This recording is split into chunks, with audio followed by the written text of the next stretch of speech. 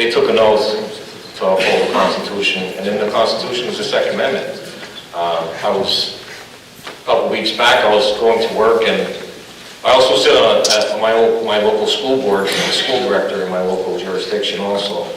And my school board president, which I recognize behind me, I was headed to work and blew the horn. I stopped to get out of my full dress uniform. And I carry an M16 at work.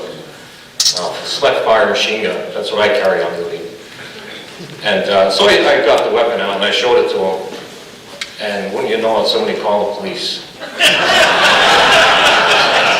So the police are pulling in, and I'm like, hey, how you doing? You know, I know this officer my whole life. I grew up with him, went to school with him. And he says to me, you know why I'm here? And I said, no, I really don't know why you're here. I just thought maybe you'd pull in to say hi. Because I got a call that there's two men standing here with a machine gun. Assault, he called them assault weapon. And I said, well, did they tell you there's police on the back of my shirt and the badge on my chest in 6-inch letters that says police on my back? Well, I guess they must have left that part out, you know. But just goes to show you that not even the police departments and the police officers really understand that Pennsylvania is an open carry state. That police officer knows now. After I got off the phone with his mayor.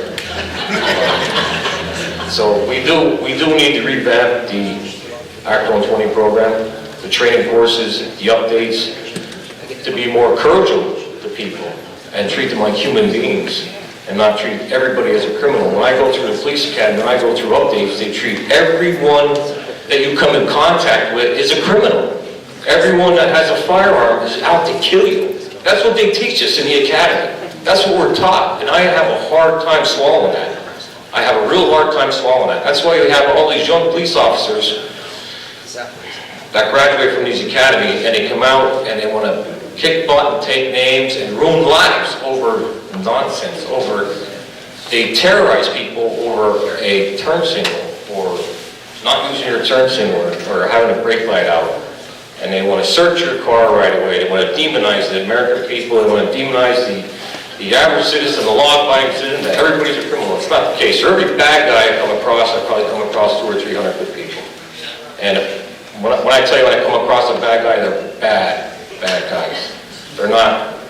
I can care less about a traffic light. I can care less about a turn signal. That's just nonsense. That's nitpicking nonsense to me.